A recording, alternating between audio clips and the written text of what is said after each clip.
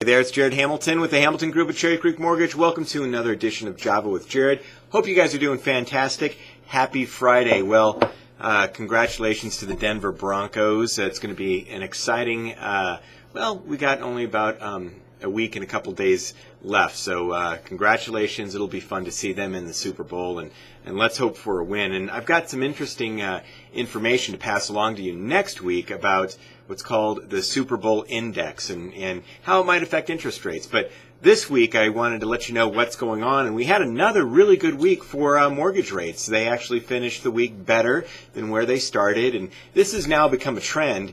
Freddie Mac's interest rates, as reported this week, are actually at the lowest levels since November 13th of last year. So we've seen a nice little rally here, and let's hope it continues. But it's been a good thing for interest rates. This was a very, very light week in terms of economic data. There really wasn't a whole lot going on. We did see the Mortgage Bankers Association release their index, and it showed that refinance applications, because of the better interest rates, were actually up about 10%, but the purchase index was down 0.4%, 4%. It was down, and that was a little bit weaker than expected. So it looks like the purchase market might have lost a little steam so far, but it's still pretty good. We still are seeing appreciation, and we did see some numbers released by the FHFA that showed appreciation was up, but it was slowing. So it was only up about 1% on the month over month. So we are showing a little bit of a weakness in the purchase market compared to where it was at. It's still pretty good.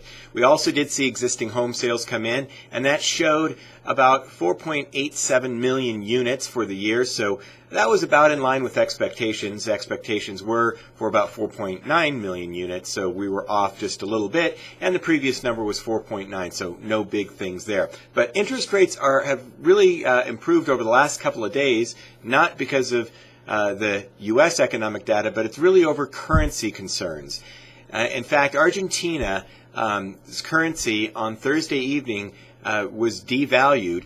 It basically went from about 6.9 pesos per dollar. So for every dollar, 6.9 pesos was what it was on Thursday. And then this morning, Friday morning, it took about 7.9 pesos for every dollar. So that's about a 12.7% decrease overnight. So, if you had money parked in Argentina and you wanted to convert it to U.S. dollars, you lost about 12% of your money overnight, just if you were having to convert that today. So there's been, the reason that is helping bonds is because emerging markets, there was a lot of money pumped into emerging markets like Argentina, Brazil, and that is showing now some signs of weakness, and there may be some currency concerns. And what that does is that means that money is going to flow back into the safe haven of mortgage-backed securities due to maybe global currency issues. So we are now seeing interest rates helped a little bit over the last couple of days. Stock market was actually down a bit, so money was flowing from stocks back into mortgage-backed securities and treasuries, and so that's helping interest rates. So that's what's happening with the week. Next week, we're going to see a lot of economic data, more housing news. We'll let you know what happens with that, and I'll also let you know about the Super Bowl Index. So hope you have a wonderful week. Thanks for joining me with Java with Jared. And always, if you ever have any questions, please give me a call. If you're working this weekend, so are we. So just give us a call, and we'd be happy to help. Thanks a lot, and we'll talk to you soon. Bye-bye.